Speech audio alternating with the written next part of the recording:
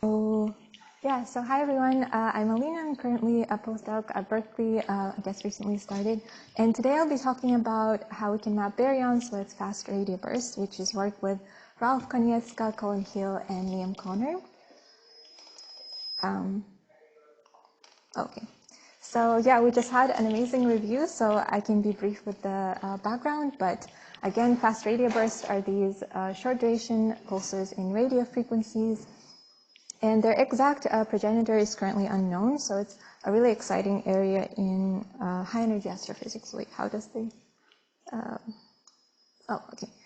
So here I'm including, again, the plot of an FRB observation. So this is the first FRB that was observed with the time on the x-axis, frequency on the y-axis, and it looks kind of like a waterfall, which we have just seen previously. And the difference in the arrival of the photons of your highest and lowest frequency photons will be related to this quantity known as dispersion measure, which is the integrated electron density along the line of sight.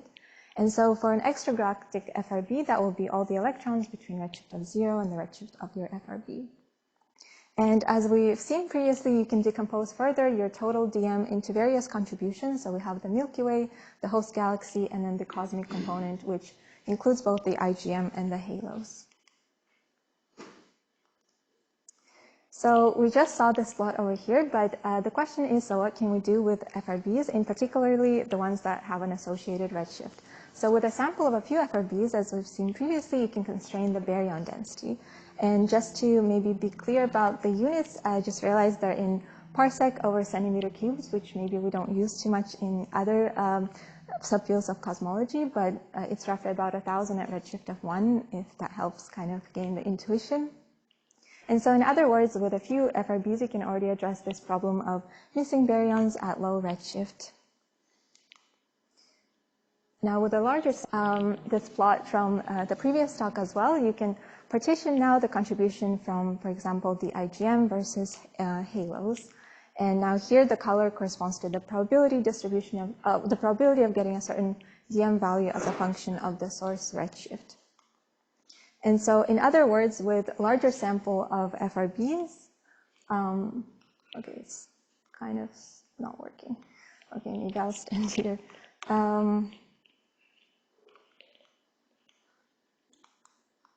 Do you know what this is? I think the battery might not be working. Okay.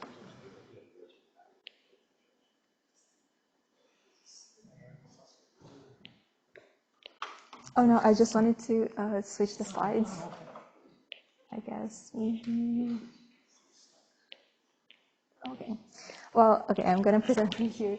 Now it's exciting to think what you can accomplish maybe with an order of 1,000 FRBs, such as, for example, the ones that we expect from the deep synoptic array, which will localize them very precisely, and then we'll have an associated redshift. And a key ingredient in analysis of such large samples will then be some model of the probability distribution of your DM values as a function of the source redshift. Now, going back to the different contributions to the DM, we already heard a little bit about the different components, how the Milky Way is kind of the subdominant contribution. There are models to model the DM from the Milky Way. The host galaxy is kind of like a source of error, which you would have to fit simultaneously in your data as well. But for the cosmic component, maybe we can model, start to model some parts of it. And in particular, in cosmology, we use the halo model framework for various observables, so we could potentially model the halo contribution to the DM using the same approach. And luckily, the formalism for an analytic halo model PDF has already been developed in the context of the thermal Sunyaev Zel'dovich effect, as well as weak gravitational lensing. So we can apply the same formalism to the DM PDF. And this was done for the TSE and weak lensing in a series of papers by Leandro Thiel, Colin Hill, and Kendrick Smith, as well as earlier work by Colin Hill in 2014. So the easiest way to probably understand kind of this formalism more intuitively is to start with some approximation, a limit in which let's consider a universe where we have very few halos. And so in that limit, they'll be so rare that you can ignore any kind of overlaps in your halos in the sky. In other words, none of the halos are overlapping in projection. And in that limit, the PDF in each bin will just be then the sky fraction subattended by your signal. And if you assume spherical halos and monotonic profiles, then all you need to do is add up this annuli that fall within a particular signal and then integrate over your halo mass function. And so this approximation is actually quite accurate in the limit where you're only sensitive to the most massive clusters, as it was the case, for example, in this paper where you're noise dominated, so the approximation is actually sufficient. You can also consider the same approximation if instead of considering all the halos in the universe, you just focus on an infinitesimally small bin in redshift and mass. So if you just consider the PDF for that bin, then you'll have very few halos where you can ignore all the overlaps, and this approximation is enough. Now, starting from this, approximation, you can now think of adding more complexity. So what if we actually want to account for all these overlaps and integrate over the mass function? So now you can think of adding up all these probabilities in your infinitesimally small bins of redshift and mass. So in other words, you need to convolve all of your PDFs to get your full halo model PDF. And the convolution is multiplication in Fourier space, so all of this formalism is actually done in Fourier space. If you define, I guess, a real space PDF over here, then after some steps, you get your one halo term by simply multiplying all the PDFs in your small bins of redshift and mass. And then I defined, I guess, some quantity here that also depends on the DM profiles. So now finally, we also want to account for some physical clustering of halos. So instead of just having the one halo term, we need to somehow include the dependence on the linear density field. So for that, we can start with the first step of just writing the PDF for a single realization of your density field by augmenting the halo mass function, essentially. And then again, after some steps, you arrive at the final PDF, which as expected is a multiplication of your one halo term plus another component which depends on the linear matter power spectrum. Now, I also just wanted to point out that there was a paper last week that uses analogous formalism that you can also check out. Now, going back to this plot, just to understand kind of maybe what we expect from looking at the PDF, here, the overall trend of the FRBs, or the slope or the mean of the PDFs, will be proportional to the baryon density. The width of the PDF will be related to the line of sight scatter due to various halo contributions as well as the IGM. So for a more homogeneous universe, it'll be very narrow. The more clumpy the universe is, the more wide the distribution will be. And now there's also this feature known as the DM cliff, essentially saying that there's a minimum DM that you'll expect to observe because of the contribution from the IGM. Now, showing some of the calculations using this analytic formalism here, I'm showing a similar plot to the one from the Connor et al. Paper, but now just note that this is just the PDF for the halo component, so it looks quite different. For the electron density prescription here, we use the battaglia density profiles. And each of these slices is essentially the analytic PDF that I just introduced the formalism for. And now I also plot some of the points from the paper, so you can see that the halo component is definitely falls below the data point. Now we can also look at the various dependence of the PDF on various parameters that go into the halo model. Here I'm showing some dependence on the mass, the source redshift, the outer radius, as well as the one halo versus the total PDF. So we can see that it's dominated mostly by the one halo term. And I think I'm running out of time, but of course the PDF will be extremely sensitive to the profile. So here I'm just including some example of battaglia versus like an NFW profile as a reference to like a scenario where there's no feedback. We can look at the contributions of the different halo masses, so different bins of the PDF will be sensitive to various mass ranges. And within this formalism, you can also compute the 2-point PDF and subsequently the covariance, so you can have a full covariance using this formalism.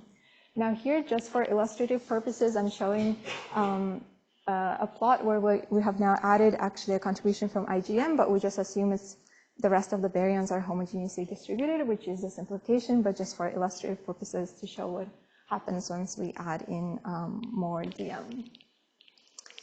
And Okay, so now I will leave with some summary. So here we presented this DM PDF model, and it will be released, I guess, as part of this public fast code HMPDF, which was written originally for the TSE and weak lensing. So if you have any questions or wanted to use this in any of your research, let me know. It should be really easy to use.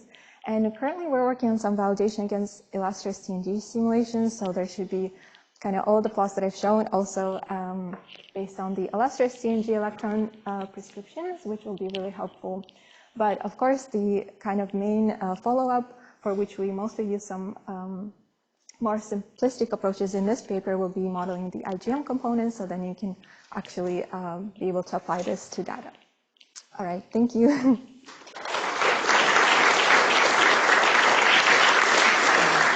Okay, thanks, Alina, for a really interesting talk. Questions for the speaker?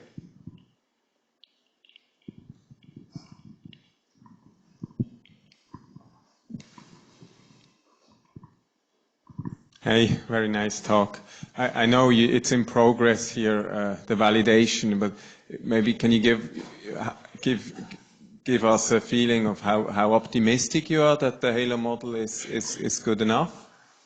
Yeah, so I guess for our purposes, we're just comparing the HALO, like the HALO PDF from Illustrious and then the analytic formalism, so they should be extremely close in good agreement, because we're only considering like the HALO contribution from Illustrious. So yeah, and it's already pretty close, but it's actually a bit complicated to get like a general way to describe all the electron density across like all the HALOs that you have. So and the host? So yeah, for this case, we're just worried about I guess the HALO component. We're not considering the host contribution yet.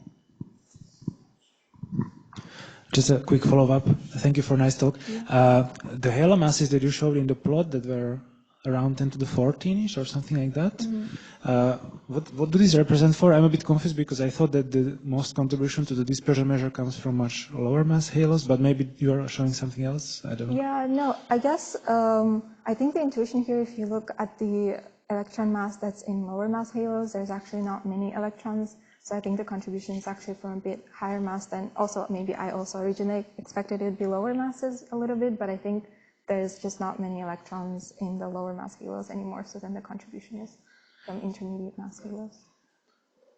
But this is just the contribution from the clusters or from the halos itself, not...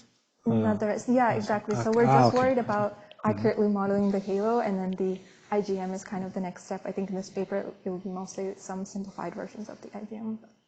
Okay, thank you. Yeah. Hi, Alina, here. Oh. No, thanks for the really interesting talk. I guess on this question of the IGM, a nice thing about the halo model is that you can say, oh, you know, all the dark matter is bound in halos, so this describes the entire halo distribution. For the IGM contribution, this is sort of the complement of that, right? Where you're saying these are things, you know, this is going to be gas that's really not located in any sort of halo. How and are you going to treat this analytically? Do you have some ideas or sense? Yeah, I guess we haven't really discussed this in too much detail. I think maybe some ways of thinking about it is, yeah, somehow related to, I guess, your linear density field, and it will trace it somehow. Maybe maybe filaments. People have various models, like analytic models for modeling filaments. Yeah, it's a good question. We'll also might include some results based on related to simulations, so maybe not right away like an analytic prescription, but yeah, it's a good question. It's a challenging task, maybe. Yeah. All right. Thank you.